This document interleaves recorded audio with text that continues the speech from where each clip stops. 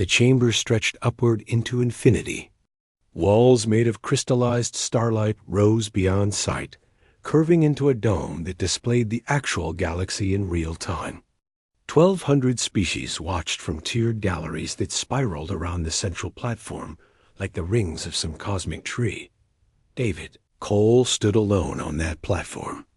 He was 36 years old. He worked as a high school physics teacher in Denver, Colorado.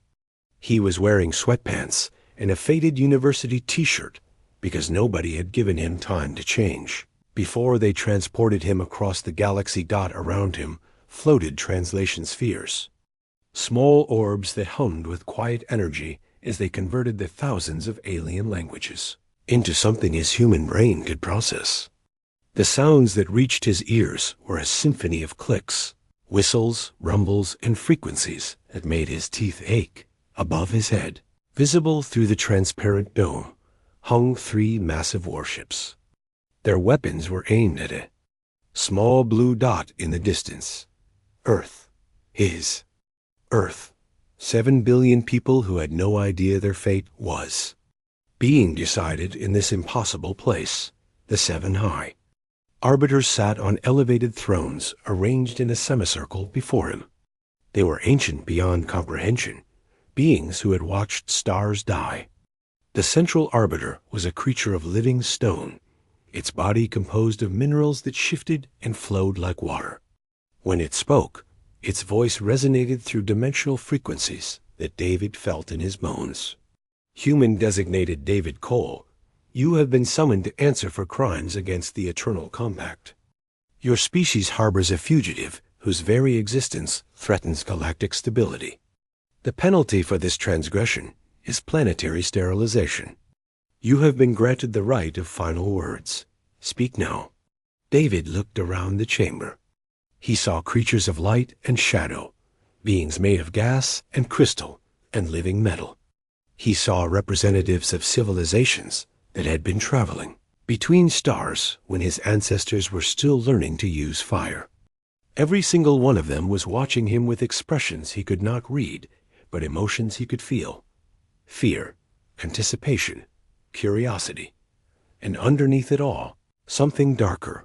Hunger. They expected him to beg, to plead for mercy, to offer anything in exchange for his world's survival.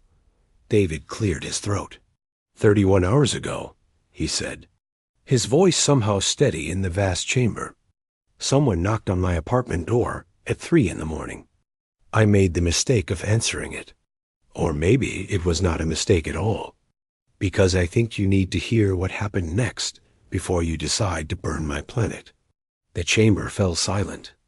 Even the translation spheres seemed to hold their breath. You see, David continued, I do not think you understand what you are really dealing with. And I think by the time I am finished, some of you are going to wish you had never heard of Earth at all. 31 hours earlier, David Cole had been grading papers. It was late, almost 3 in the morning, but he had promised his students their tests would be returned by Monday. The coffee in his mug had gone cold hours ago. His apartment was quiet, except for the scratch of his red pen and the distant sound of traffic on the street below. Then something knocked on his door. Not a normal knock. 3 impacts that shook the walls. His coffee mug fell off the desk and shattered on the floor. The windows rattled in their frames. David grabbed his phone and the aluminum baseball bat he kept by his bed. He approached the door slowly, heart pounding, and looked through the peephole. He saw nothing but empty hallway. Then a voice spoke directly into his mind. It was feminine, desperate, and unlike anything he had ever experienced. The words did not come through his ears. They simply appeared in his thoughts, burning like cold fire. Please, I know you can hear me. I have nowhere else to go. I chose your dwelling because your species is not yet bound by the compact. You are free. Please, help me. David stood frozen. His hand hovered over the deadbolt.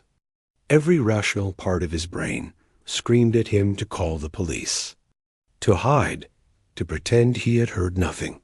but something deeper, something that came from a place beyond logic, made him unlock the door. A figure collapsed into his apartment. She was approximately 5 feet tall, covered in scales that shifted between deep blue and silver.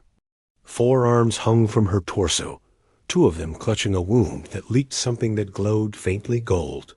Her face was almost human, but her eyes contained no pupils. They were swirling pools of violet light. "Thank you," she whispered, and lost consciousness on his living room floor. David did what any reasonable person would do. He panicked. Then he grabbed towels from his bathroom, applied pressure to the wound, and tried to figure out what to do next. Calling 911 seemed pointless. What would he say? "There is an alien bleeding on my carpet. Please send an ambulance?" The creature regained consciousness 2 hours later. She told David her name was something his mouth could not pronounce, but said he could call her Vera. It was the closest approximation. She explained, rapidly and with obvious urgency, that she was a member of a species called the Vel. They were one of the founding races of something called the Eternal Compact, a treaty that governed all spacefaring civilizations in the galaxy. She had served for 300 years as an archivist in the Compact's central database. 1 week ago, she had discovered something in the ancient records, something that had been hidden for over 60,000 years, something that powerful beings would kill to keep secret. "The Compact is not what it appears to be," Vera said, her voice weak but urgent. "It is not a treaty of cooperation and mutual protection. It is a system of control, a cage designed to keep certain species from ever reaching their potential." "What does that have to do with Earth?" David asked. Vera looked at him with those swirling violet eyes. "Everything," she said.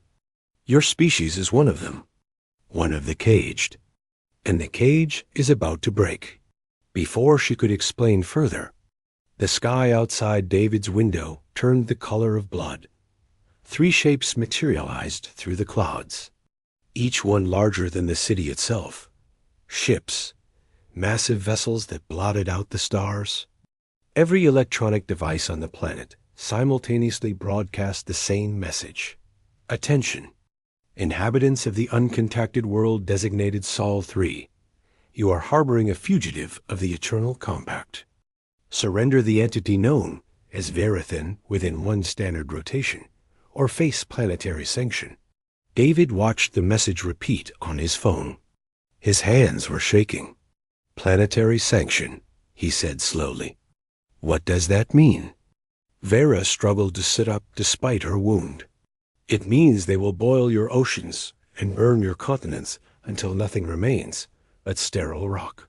For hiding 1 person?" "No," Vera said. "For being what you are. A fugitive demand is a pretense. They have been waiting for an excuse to destroy your world for over 2 centuries. I simply gave them one." David stared at her. "What do you mean, for being what we are? We have not done anything. We have never even left our own planet." Vera reached out with one of her 4 hands and touched his forehead. Images flooded his mind. History, context, truth. And in that moment, David Cole learned why the galaxy was afraid of humanity. The images showed him a war, a conflict that had raged across the galaxy 60,000 years ago. 1 species against everyone else. A species that had been young and ambitious and utterly without limits. They had called themselves the Architects. The Architects had invented faster than light, travel within decades of their first spaceflight. They had developed weapons that could crack planets like eggs.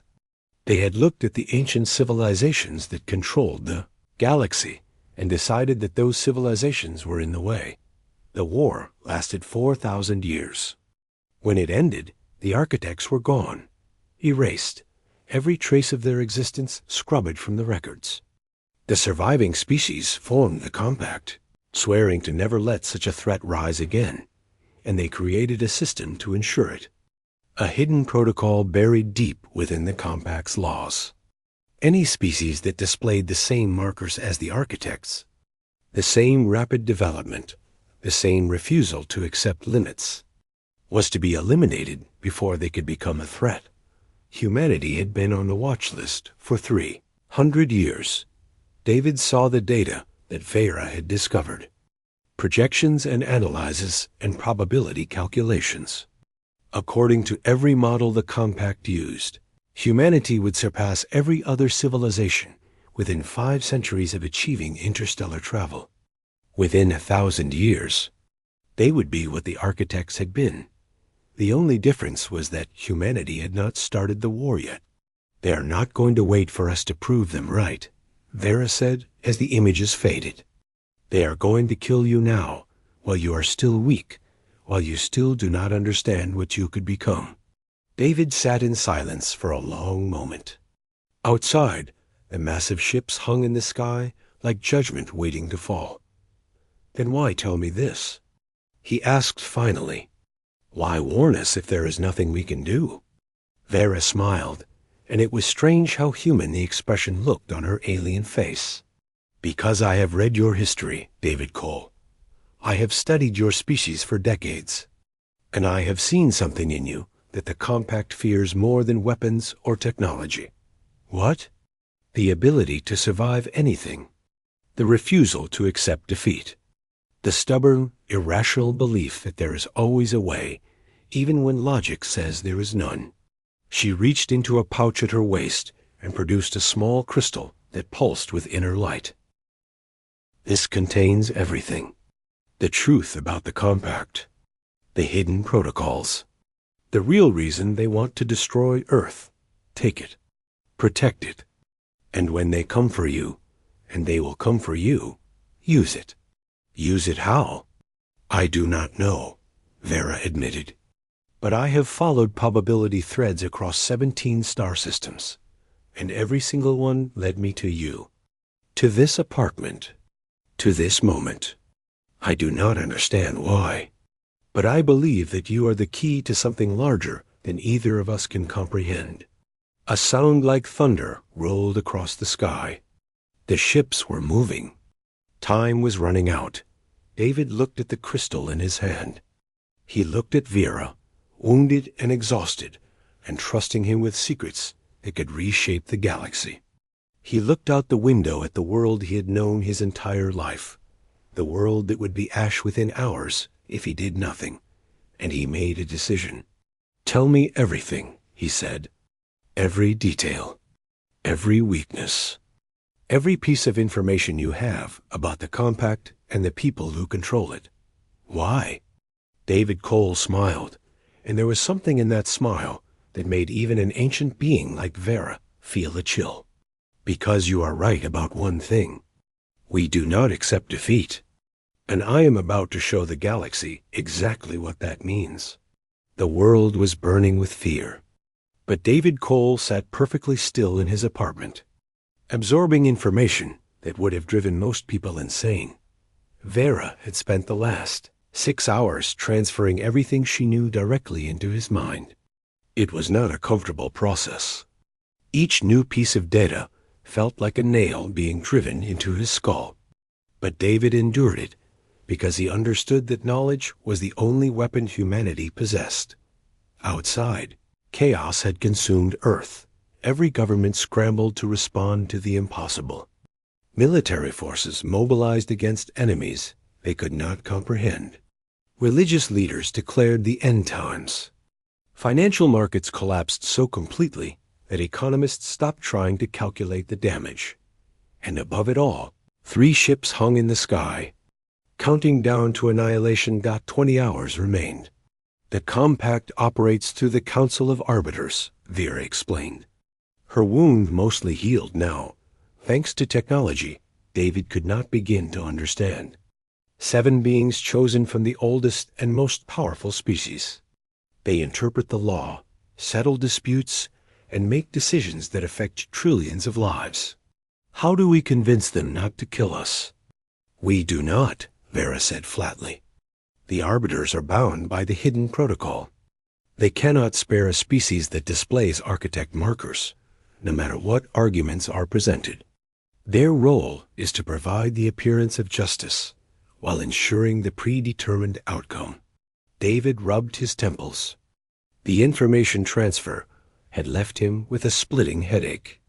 Then why do they bother with a trial at all? Because the compact is held together by belief. The member species must believe that the system is fair, that laws apply equally to everyone, that there are checks on power. The trial exists to maintain that illusion. So it is all theater. Yes, but theater has an audience. And audiences can be influenced. David looked at her sharply. Explain. Vera pulled up a holographic display from a device on her wrist. It showed the structure of the compact in intricate detail. The Council of Arbiters sat at the top, but below them were thousands of representatives from member species, each with their own interests and agendas. The Council has absolute authority, but only as long as the member species accept their legitimacy. If enough representatives doubt the fairness of a judgment, they can invoke something called the challenge of truth. It forces the Council to prove their decision is based on actual law rather than hidden protocols. Has anyone ever done that? Twice in 60,000 years. Both times, the challenging species was quietly eliminated before the vote could proceed. But the possibility exists. And right now, there are factions within the compact who would welcome an excuse to challenge the Council's authority. David felt a spark of hope, small but real. Which factions? Several younger species who resent the control of the founding races. A few trading coalitions that would profit from expanded contact with Earth. And most importantly, the rationalist movement. Who are they? Vera's scales shifted to a color David was learning to interpret as concern. Scientists, philosophers, beings who believe the compact has grown stagnant, that progress has been deliberately slowed to maintain the power structure. They have argued for centuries that the hidden protocols are real, but they have never been able to prove it. Until now. Until now. The crystal I gave you contains evidence they would consider invaluable. But getting that evidence to them is the problem.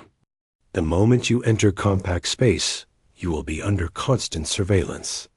Any attempt to share the data will be intercepted. David stood and walked to his window. The ships above cast shadows across the city, their presence a constant reminder of what was at stake. 7 billion people. His students, his friends, his family, everyone he had ever known. Then I will not try to share it, he said slowly. I will force them to ask for it. Vera tilted her head, a gesture that looked strange with her alien features. How? You said the trial is theater. Theater has rules. Dramatic moments. The audience expects certain things to happen. What if I give them something they do not expect? Before Vera could respond, the air in the apartment shimmered. A figure stepped through a fold in space, materializing directly in front of David with no warning. He was tall and impossibly thin, with skin the color of midnight and eyes that burned with cold fire. Robes of woven shadow hung from his shoulders. His presence seemed to drain the light from the room. David Cole of Sol 3, the figure said. I am Counselor Mal. I represent the Council of Arbiters. You will surrender the fugitive. David did not step back. His heart was hammering against his ribs, but he kept his voice steady. No. Mal tilted his head. The motion was wrong somehow, as if his body operated on different physics than the world around it. You understand that refusal condemns your species? I understand that you are going to condemn us anyway. The fugitive is just an excuse. You have been watching us for 300 years, waiting for the right moment. Something flickered in those burning eyes. Surprise, perhaps, or calculation. You are well informed for a primitive. I am a teacher, David said. Learning things is literally my job. Learned enough to realize your situation is hopeless. I trust. Learned enough to know that you would not be here personally if you are not worried about something. Mal went very still. The shadows around him seemed to deepen. Worried, he repeated, as if tasting the word. You have 3 ships that could sterilize our planet in minutes. You have legal authority to bypass any trial and proceed directly to sanction. You have overwhelming military superiority and a system designed to ensure our destruction. And yet, here you are, in my apartment, trying to convince me to surrender peacefully. David stepped closer to the ancient being. It took every ounce of courage he possessed. That tells me you need something from me, something you cannot take by force, which means that for all your power, you are not as in control of this situation as you pretend to be. The silence stretched between them. David could hear his own heartbeat, could feel the pressure of Mal's presence pressing against his mind like a physical weight dot, and the counselor smiled. It was not a reassuring expression. You are correct, Mal said softly. We cannot simply destroy your world and move on. The circumstances are more complicated than you realize. Then explain them to me. The Compact is watching. Your trial has been declared a matter of galactic significance. Every species with communication capability is receiving live feeds. Trillions of beings are witnessing this moment. David felt the blood drain from his face. He had assumed the trial was just formality, something conducted in private by beings who had already made their decision. The idea that the entire galaxy was watching changed everything. Why would you make it public? Because we did not, Al said, and there was genuine anger in his voice. Someone leaked the details before we could control the narrative. Now we cannot proceed with standard sanction without explaining why a species that has never left its planet deserves extinction. David glanced at Vera. She shook her head slightly, indicating she had not been responsible. So you need me to confess to something, David said. To provide justification, we need you to behave like the threat we know you are. One aggressive action, one hostile statement, one excuse that we can use to demonstrate that humanity is too dangerous to be allowed to survive. And if I do not give you that excuse? Mal leaned in close, his cold fire eyes filling David's vision. Then we will take our time. We will keep you alive while we find other humans who are less reasonable. We will create incidents that force your species to reveal its true nature. And when we have the justification we need, when the galaxy is convinced that humanity deserves its fate, we will not just destroy your world. We will make it suffer first. David met those terrible eyes without flinching. That is your plan? Torture us until we give you a reason to kill us? It has worked before. Every species breaks eventually. You are no different. That is where you are wrong. Mal straightened. Oh, we are different. We are the species that survived ice ages and plagues and wars that killed millions. We are the species that climbed out of caves and reached for the stars with nothing but curiosity and stubbornness. We are the species that looks at impossible odds and says, "Try us." David's voice was rising now, powered by something beyond fear. You want me to give you a reason to destroy us? I will give you something better. I will give you a reason to be afraid. He held up the crystal that Vera had given him. This contains proof of every illegal action the Council has taken for 60,000 years. Every hidden protocol. Every murdered species. Every lie that holds your precious compact together. And in exactly 18 hours, unless I personally prevent it, this data will be broadcast to every communication network in the galaxy. Mal's expression did not change, but David felt the temperature in the room drop by several degrees. You would not. Watch me. The chaos would be catastrophic. Wars would erupt. Civilizations would fall. Trillions could die. Then I suggest you find a way to keep us alive long enough to stop that from happening. For a long moment, the counselor simply stared at him. Then, slowly, those cold fire eyes narrowed. "You have your trial," Mal said. "Present your case before the arbiters. Convince them to spare your world if you can. But understand this, David Cole. If you fail, if your species demonstrates even a fraction of the aggression we know you possess, the sanction will be absolute. We will not simply destroy Earth. We will hunt down every human who has ever lived, and erase the very concept of your existence from history." He began to fade, dissolving back into the shadow from which he had emerged. "You have gambled everything on a species that has barely learned to split the atom. I wonder if you truly understand what you have done." Then he was gone, and David was left standing in his apartment with an alien fugitive and the weight of human civilization pressing down on his shoulders.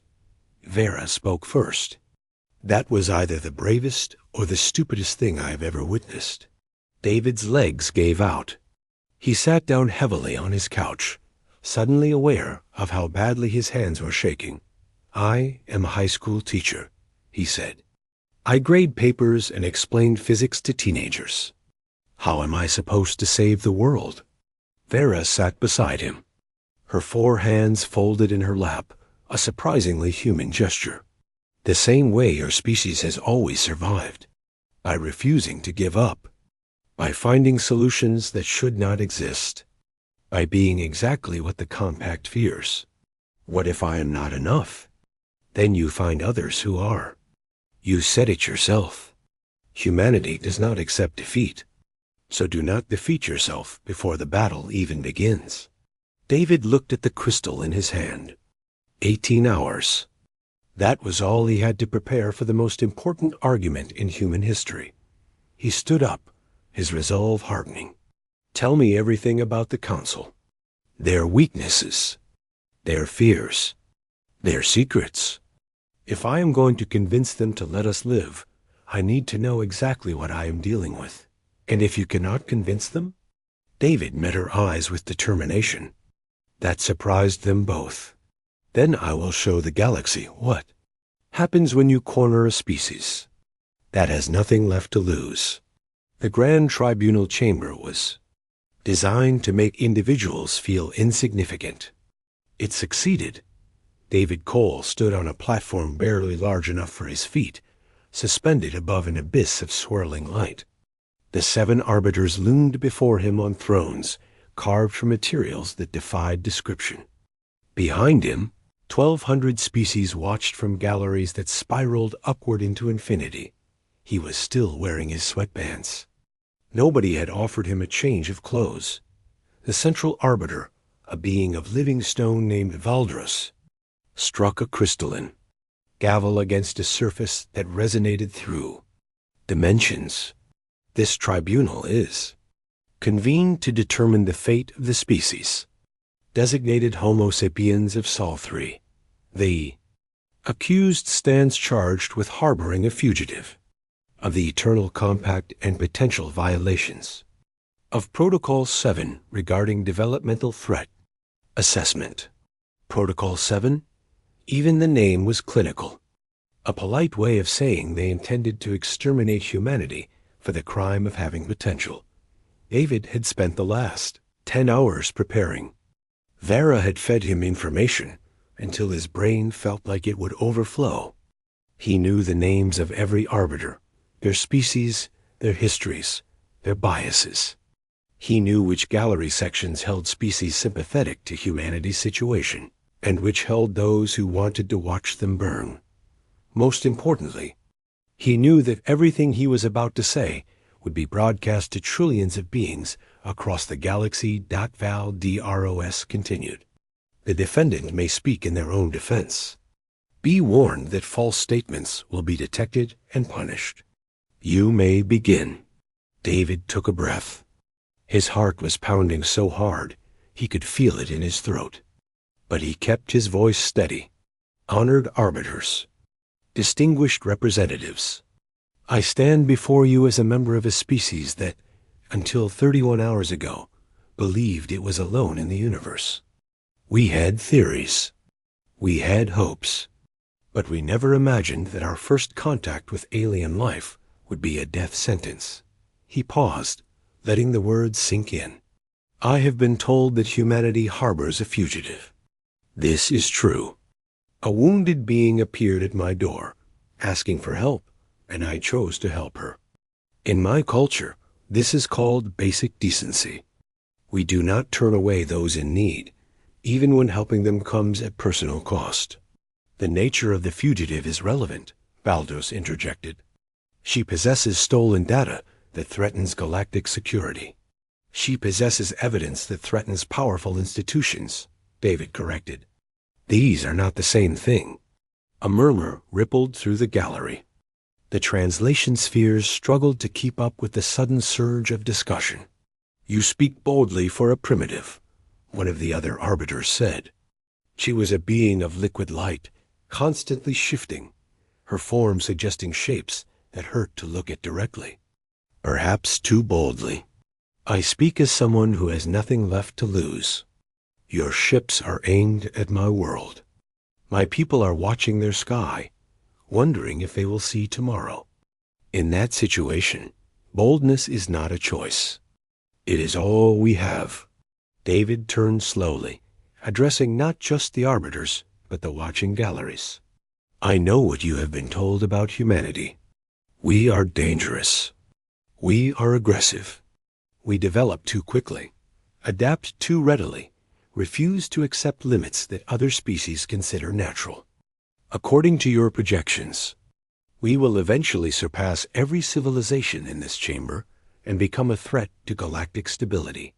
He let the silence stretch for a moment. You are absolutely right. The chamber erupted. The translation spheres sparked and hummed as thousands of voices competed to be heard. Valdros struck his gavel repeatedly, the resonance building until it physically silenced the crowd. Explain yourself, the stone arbiter demanded. Humanity is everything you fear, David said calmly. We are aggressive because we evolved on a world that tried to kill us every day. We developed quickly because we had to, because our planet did not give us the luxury of slow progress. We do not accept limits because limits have never stopped us before. He stepped forward, as far as his small platform would allow. 60,000 years ago, the species you call the architects displayed these same traits. They looked at the galaxy and decided to conquer it. They waged war against everyone and everything, and billions died before they were stopped. You created the compact to ensure nothing like that ever happened again. Then you understand why your species must be eliminated, Valdros said. The risk is too great. No, I understand why you believe that. But you are making the same mistake the architects made. You are looking at power and seeing only one possible outcome. David reached into his pocket and produced the crystal Vira had given him. It glowed softly in his palm. This contains evidence of Protocol 7, the hidden directive that allows the Council to eliminate species based not on what they have done, but on what they might do. For 60,000 years, you have murdered civilizations in their cradles, burned worlds before they could reach the stars, erased entire peoples from existence because your projections told you they were dangerous. He held the crystal up for all to see. According to this data, humanity is the 47th species targeted for preemptive elimination. 46 before us. 46 worlds that will never know they were killed by their own potential. The chamber was silent now. Every eye, every sensor, every form of perception was fixed on David Cole and the small crystal in his hand. You call this security, David continued. You call this protection. But I call it something else. I call it fear. Fear of change. Fear of progress. Fear of anything that might upset the comfortable order you have built for yourselves. He turned to face the arbiters directly. The architects were not destroyed because they were powerful. They were destroyed because they could not imagine any relationship with other species except domination. They could not cooperate. They could not compromise. They could not change. David's voice rose with passion. Humanity is different. Yes, we are aggressive. But we have also created art and music and philosophy. We have built civilizations on cooperation as well as conquest. We have fought terrible wars, but we have also made peace with our worst enemies. We have done monstrous things, but we have also sacrificed ourselves to save strangers. He pointed at the gallery where Vera had told him the rationalist faction typically sat. You fear what we might become, but you have never bothered to ask what we want to become.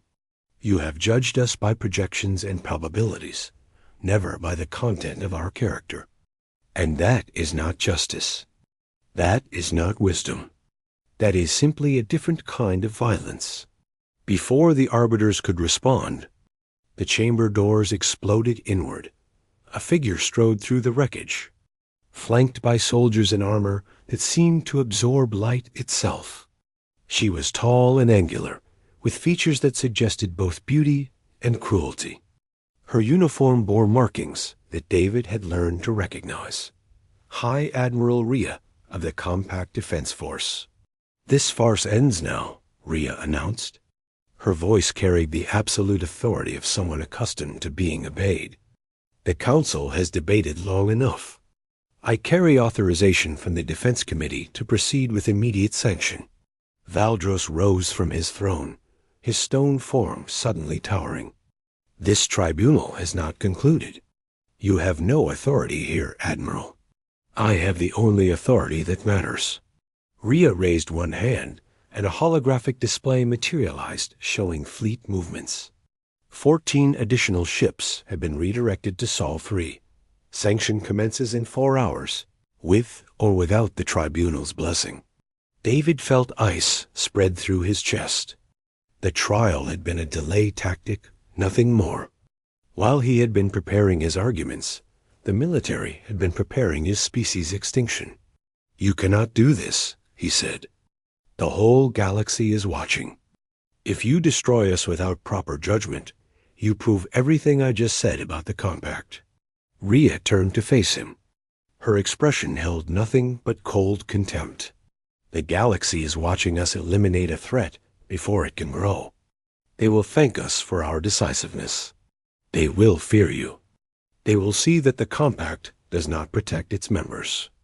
It controls them. It eliminates any species that might challenge its authority. Perhaps, but they will be alive to feel that fear. Your species will not. She raised her weapon, a device that hummed with contained destruction. Any last words, human? David looked at the weapon pointed at his chest. He looked at the watching galleries, at the trillions of beings who would witness what happened next. He looked at the crystal still clutched in his hand, and he laughed. It was not a sane sound. It was the laugh of a man who had passed beyond fear into something else entirely. You still do not understand, David said. You think this trial was about saving my life. It was not. My life does not matter. 1 human, 7 billion humans, even our entire world does not matter in the face of what is really at stake here. He held up the crystal. This is a dead man's switch. The moment my heart stops beating, every piece of evidence stored in this crystal broadcasts to every communication network in the galaxy. Every secret the compact has hidden for 60,000 years. Every species murdered in their cradles. Every lie that holds her precious order together. Rhea's weapon did not waver. You are bluffing, am I? You have spent 300 years studying humanity. You know what we are capable of when we are cornered. You know that we will burn our own house down rather than let our enemies take it. And you know that right now, in this moment, I have absolutely nothing left to lose. David smiled, and there was nothing friendly in the expression. So go ahead, Admiral. Pull the trigger. Destroy Earth. Kill every human in existence. But understand that when you do, you will not be ending humanity. You will be starting something much, much worse. The chamber held its breath. Every being present understood that the next few seconds would determine not just humanity's fate, but the future of galactic civilization itself. Ria's finger tightened on the trigger, and then a new voice spoke, cutting through the tension like a blade. "Admiral Ria, you will stand down." Everyone turned. A figure had materialized in the center of the chamber, appearing without warning through means that even the most advanced species could not detect. It was neither humanoid nor alien, but something else entirely. A presence that seemed to exist in multiple dimensions simultaneously. "My name is irrelevant," the being said, "but you know what I represent. I speak for those who have watched, those who have waited, those who remember what was and what can be." The being turned to face David, and somehow he felt its attention focus on him with impossible intensity. "We have been watching your species for a very long time, David Cole. Longer than the Compact. Longer than the Architects. And we have been waiting for this moment." "Waiting for what?" David managed to ask. For someone brave enough to force the question. For someone willing to burn everything down rather than accept injustice. For someone who understands that some things are worth more than survival. The being turned back to face the chamber. "The trial will continue. The evidence will be heard. And when judgment is rendered, it will be rendered fairly or not at all." Ria's face twisted with fury. "You have no authority here. The Defense Committee does not answer to ancient relics who hide in the shadows. You are correct. We have no authority. We have something better." The chamber trembled. Through the transparent dome, David saw more ships appearing.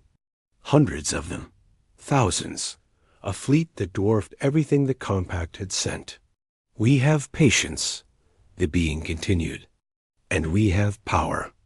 And we have decided that humanity deserves the chance to speak before judgment is passed. So the trial will continue. The human will make his case.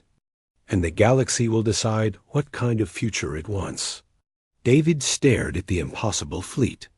At the ancient being who had appeared from nowhere. At the Admiral, whose weapon now seemed pathetically inadequate. "Who are you?" he whispered. The being turned to him one final time. "We are those who remember the Architects. We were there when they fell. And we know something that the Compact has forgotten." "What?" "That the Architects were not destroyed. They were transformed. And you, David Cole, are about to learn what that truly means." The chamber erupted into chaos, but David barely noticed. Because in that moment, standing on his tiny platform in his ridiculous sweatpants, he understood that humanity's trial had only just begun. The fleet that had appeared defied whole known physics. Ships that moved without engines. Vessels that existed in multiple places simultaneously. Technology that made the Compact's most advanced weapons look like stone tools. High Admiral Ria had retreated, her soldiers forming a defensive perimeter that everyone knew would be useless against the newcomers. The Council of Arbiters sat frozen on their thrones, their ancient faces showing expressions that might have been fear, and David Cole stood in the center of it all, trying to understand what he had just witnessed. The being who had intervened called itself nothing. It simply was. When David tried to focus on its form, his brain insisted on seeing something different each time. An old man, a young woman, a creature of light, a shadow with eyes. "You have questions," the being said. It was not a question. "About 1,000,000 of them," David replied, "starting with why you stopped the Admiral and ending with what you meant about the Architects. The second answer will address the first." The being gestured, and the chamber around them seemed to fade. Not disappear, but become less real, as if the physical world was merely a backdrop to something more fundamental. 60,000 years ago, the Architects waged war against the galaxy. This much you know. What you do not know is why. Images filled the space around them. Not projections or holograms, but something deeper. Memories made visible, David saw a civilization at its peak. Cities that stretched across continents. Ships that sailed between stars like boats on a cosmic ocean. A species brilliant and ambitious and utterly convinced of their own superiority. They believed they were alone, the being explained. Not physically alone. They knew other species existed, but spiritually alone. They believed they were the only beings in the universe capable of true greatness. That all others were simply obstacles to be overcome. The images shifted.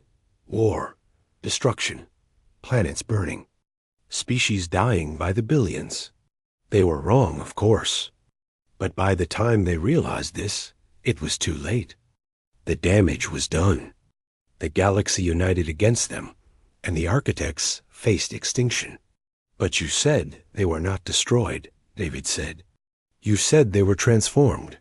Yes, the being's form flickered, settling momentarily into something almost human. In their final days, facing annihilation, the greatest minds among the architects created something unprecedented. They called it the seed. The seed? A way to preserve everything they were. Their knowledge, their potential, their very essence, encoded not in technology or data, but in biology itself. A genetic pattern that could survive anything, lying dormant for millennia, waiting for the right conditions to bloom. David felt his stomach clench. He already knew where this was going. They planted the seed in a primitive species on a small world in an unremarkable solar system. A species that showed promise. A species that carried within it the spark of something greater. Humanity, David whispered. Yes, you are not descendants of the architects. You are their continuation, their last hope. Everything they were, everything they could have been, lies sleeping in their DNA, waiting to be awakened. The images faded. The chamber solidified around them once more. David found himself the center of attention for every being in the gallery. The Compact knows this, he said slowly. That is why they really want to destroy us. They suspect. They have never been certain.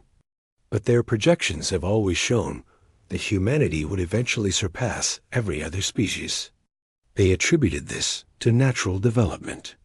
They did not understand that you carry the legacy of the most advanced civilization the galaxy has ever known. David's mind raced. Everything he had learned, everything Vera had told him about Protocol 7 and the hidden directives, suddenly made a terrible kind of sense. So what happens now? What does it mean that the seed is about to bloom? The being was silent for a long moment. That depends entirely on you. On me? The architects believed they were alone in their greatness.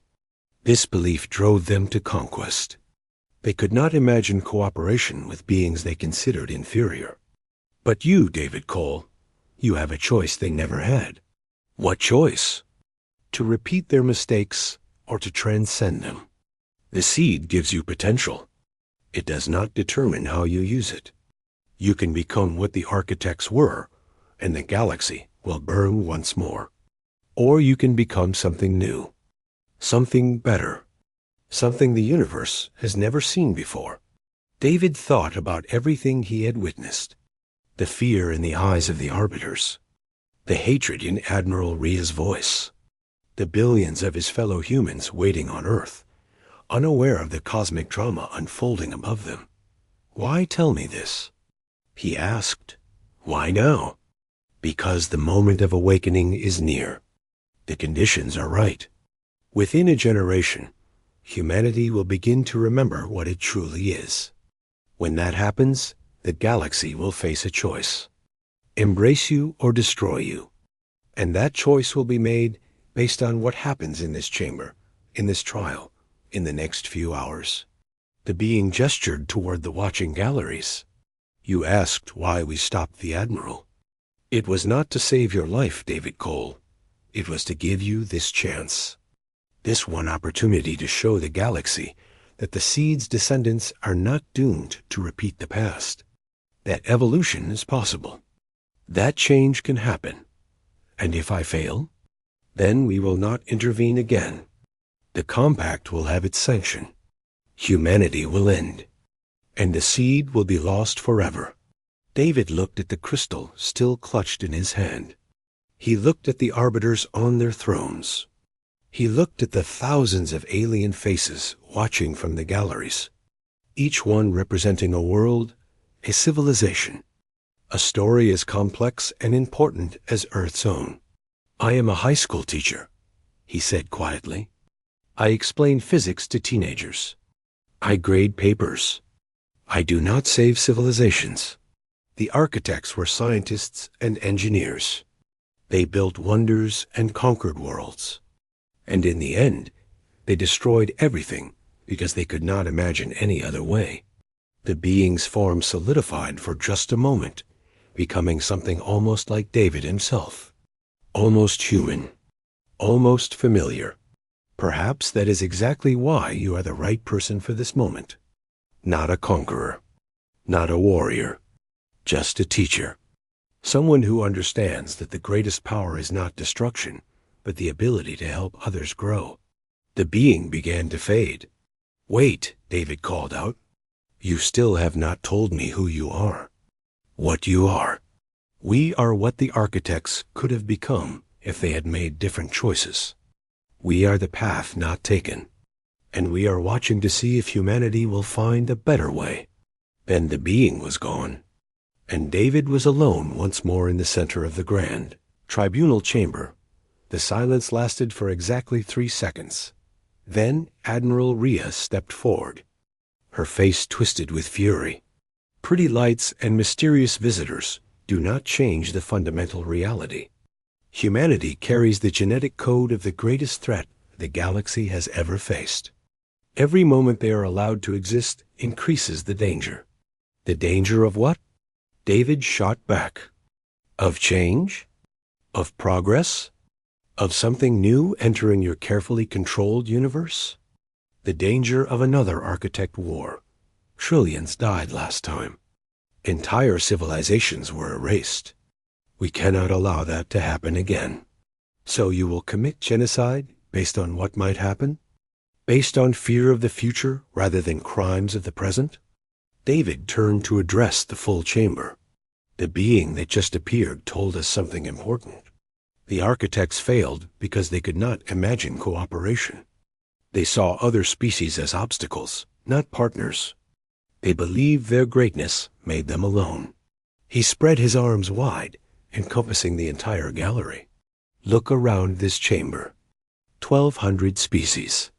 Thousands of worlds. Trillions of lives. All connected. All interdependent. All part of something larger than any single civilization. This is what the architects could not see. This is what destroyed them. His voice rose with conviction. Humanity is not the architects. Yes, we carry their potential. Yes, we may one day surpass every species in this room. But we are not condemned to repeat their mistakes. We have something they never had. And what is that? Valdros asked from his throne. You. David pointed at the stone arbiter, then swept his arm across the galleries. All of you. The architects evolved alone. They reached the stars with no one to guide them, no one to learn from, no one to show them that other forms of greatness existed. They were trapped in their own perspective. He lowered his arm. We have the opportunity they never had. To grow in the company of others. To learn from civilizations that have traveled paths we have not yet imagined. To become great not by conquering, but by connecting. He held up the crystal one final time. This evidence proves that the compact has operated in fear for 60,000 years. Fear of the next architect war. Fear of any species that might disturb the status quo. But fear is not a foundation for civilization. It is a poison that slowly kills everything it touches. David's voice softened, but somehow carried even further. I am not asking you to trust humanity. We have not earned that trust yet. I am asking you to give us the chance to earn it, to watch us grow, to guide us when we stumble, to believe that the future can be something other than endless repetition of the past. He looked directly at Admiral Rhea. You can destroy us. You have the power. But if you do, you will never know what we might have become. You will never see if the seed could finally bloom into something beautiful. And you will spend the rest of eternity wondering if you made the right choice. The chamber fell silent. Every being present understood that they were witnessing something unprecedented. A primitive species standing before the assembled might of the galaxy, asking not for mercy, but for the chance to prove themselves. Valdros rose slowly from his throne. His stone form moved with ancient deliberation. The tribunal will recess to consider the evidence presented. The human will remain under protective custody until judgment is rendered. Admiral Rhea, you will withdraw your forces to a holding position until the council has reached a decision. Rhea's face contorted with rage. You cannot be serious. After everything we have heard, you are still considering letting them live? We are considering all options. That is what justice requires. Justice? Rhea laughed bitterly. This is not justice. This is the beginning of the end. Mark my words, if you let humanity survive, you will regret it. Everyone in this chamber will regret it. She turned and strode from the chamber, her soldiers following in tight formation. David watched her go, then turned to Valdros. How long until a decision is reached? Unknown. The council has never faced a question of this magnitude. It may take hours. It may take days. And Earth? My people? Valdros's stone features softened slightly. Your world will remain under observation, but will not be harmed while deliberations continue. You have my word.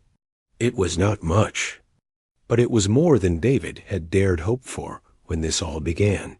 He was escorted from the chamber by beings he could not identify.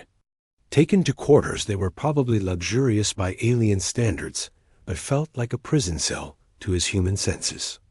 Alone in the silence of an impossible place, David Cole sat down and let himself feel the weight of everything that had happened. He had come to this trial expecting to die.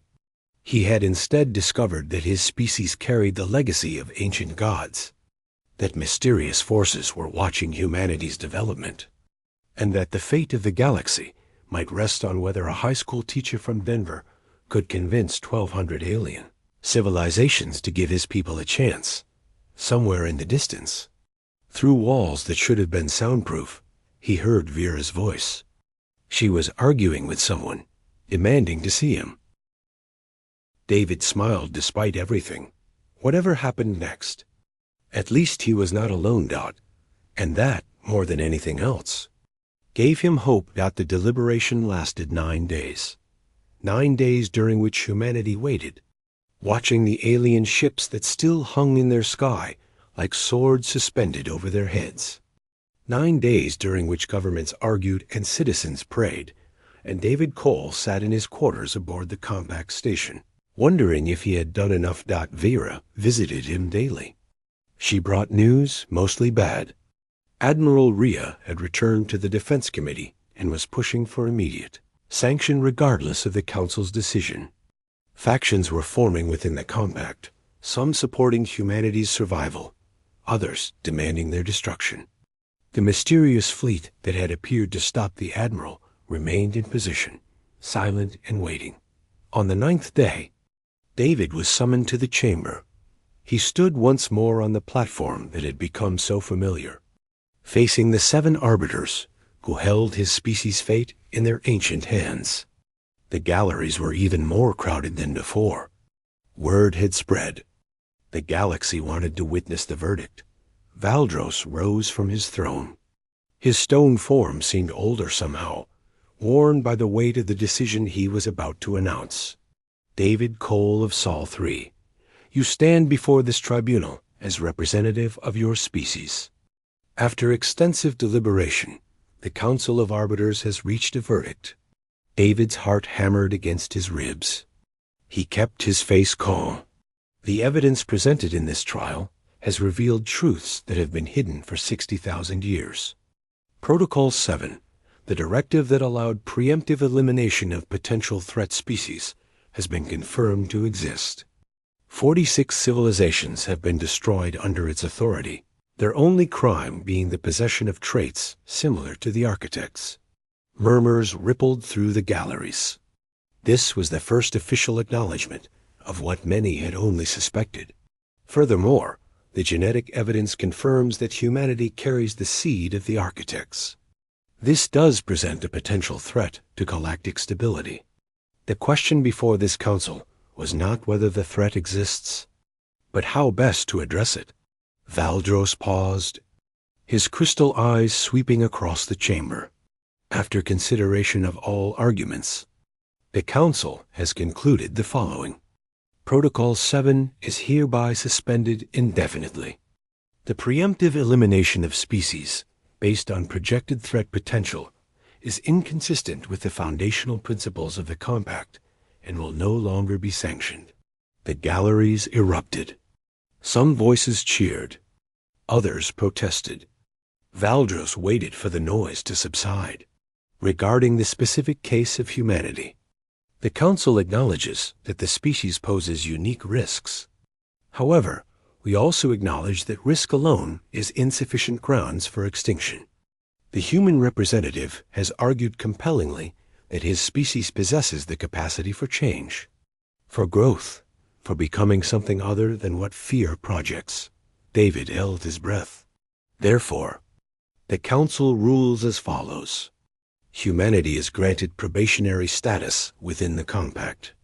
They will be permitted to develop under observation, with graduated access to galactic resources and technology. This probationary period will last for 1 century, during which humanity will be expected to demonstrate that they can grow without repeating the mistakes of their predecessors. David felt his knees weaken. They were going to live. The fugitive Verithan is hereby pardoned of all charges related to the disclosure of classified information. Her actions, while technically illegal, have served the greater interests of galactic justice.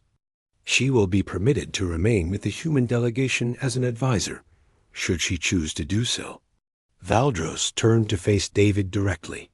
David Cole, you have accomplished something remarkable. You have forced the galaxy to confront truths it would have preferred to ignore. You have argued for your species with passion and intelligence and courage. Whatever happens next, know that this moment will be remembered. David found his voice. Thank you, Arbiter Valdros.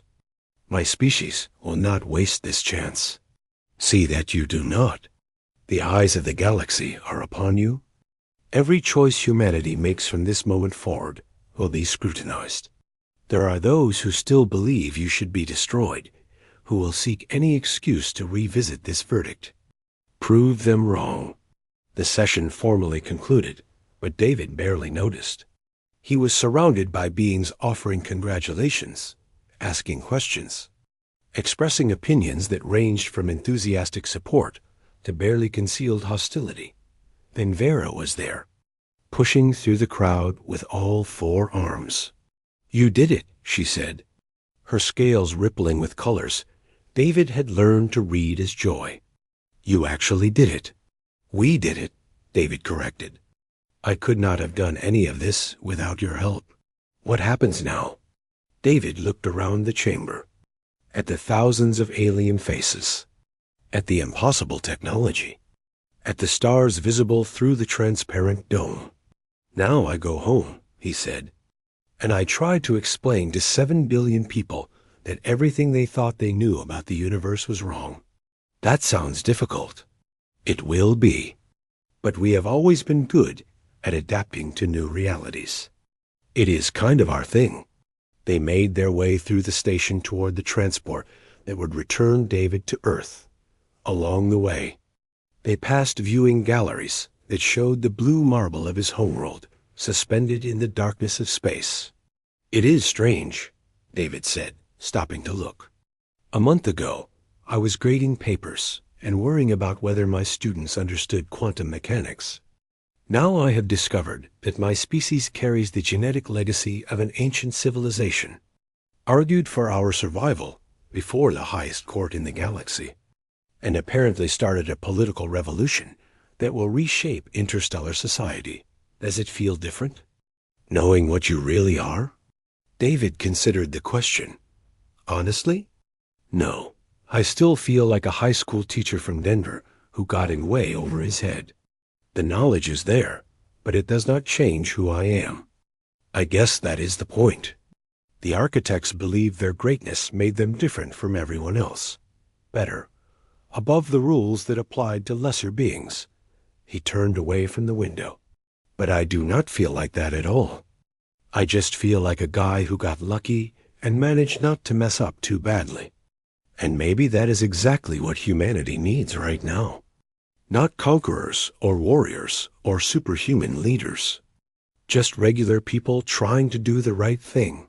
The being that appeared during the trial said the seed would bloom within a generation. What do you think that means? I do not know. Maybe humanity will develop abilities we cannot imagine right now. Maybe we will remember knowledge that has been sleeping in our DNA for 60,000 years. Or maybe it just means that we will grow and change and eventually become something new. He smiled. Either way, I plan to be there to see it and to help guide it if I can. That is what teachers do.